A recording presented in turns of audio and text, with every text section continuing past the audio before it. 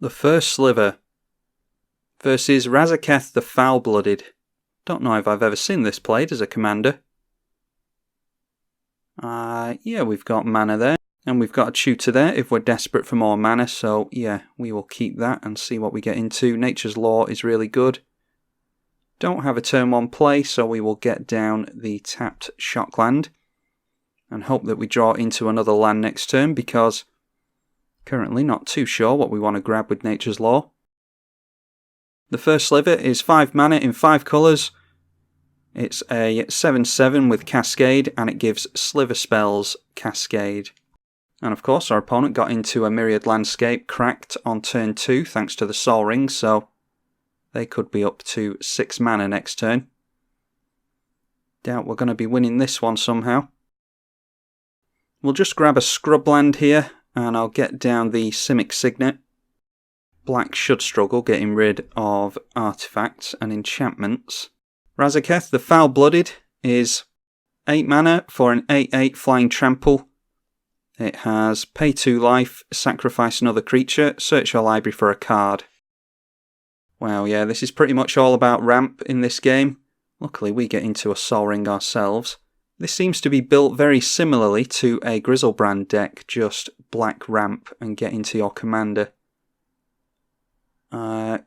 This brings it into play tap, doesn't it? So 2, 3, 4, 5, 6 mana they'll have next turn.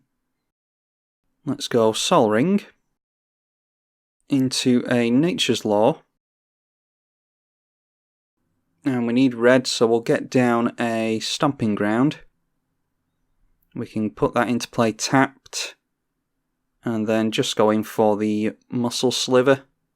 Yeah, just do that. Might as well get it out.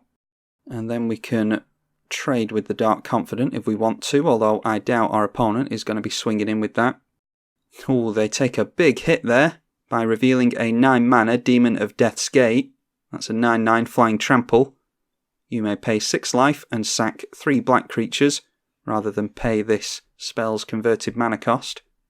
And then Obnixilis the Fallen gets some really good use out of this in my Yarok Lands Matter deck. They've already hit us for 3 with landfall. And then triggering again makes Obnixilis jump all the way up to a 9/9. Now the fact that they want to trade the Dark Confident with us tells me that they want rid of it, which means I'm not going to trade them. We'll just take the 2 here. Now the only board wipe we have is a Toxic Deluge. I don't think we can get into our commander yet. No, we've been very unlucky with lands, so let's just get down the Bone Scythe Sliver, I think. Now this should hold that Obnixilis at bay if we can block with everything. 3, 4, 5, 6, 7. Actually, we don't have enough power to save our slivers with first strike damage. Urborg was revealed off the top. And Urborg coming into play, which will make Obnixilis even bigger.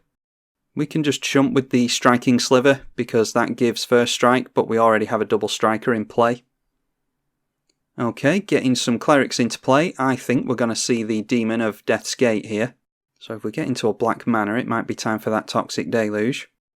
We'll have to put 12 life into it though to get rid of the Obnixilis. Just going to chump with the First Strike Sliver like we said. Yeah, we're not having any luck with our colours here. And there's nothing we can grab with a tutor, I don't think. We could go for Wheel of Fortune and try and get rid of some of our opponent's powerful stuff. Yeah, I think we just have to go for that. That's the best play we've got. Our opponent only has 2 cards in hand, one of which is that demon, so we can get rid of that. Yeah, refilling our opponent's hand isn't ideal. But we can go for the Gaia's Cradle at least. Yeah, let's go for Gaia's Cradle. We'll drop down the Gale Rider Sliver.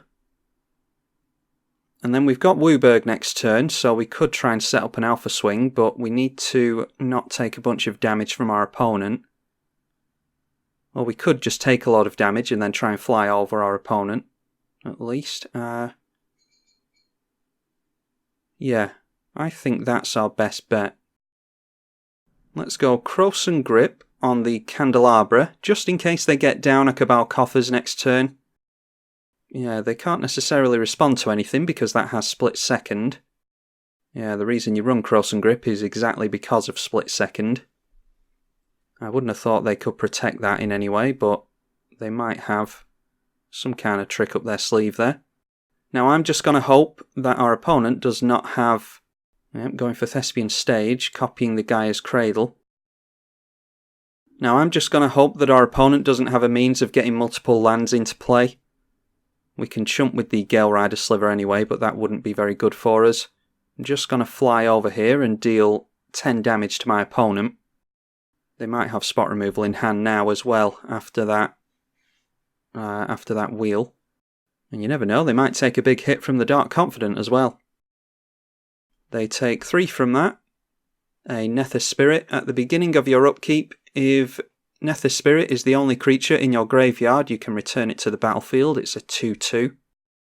9 cards in our opponent's hand here.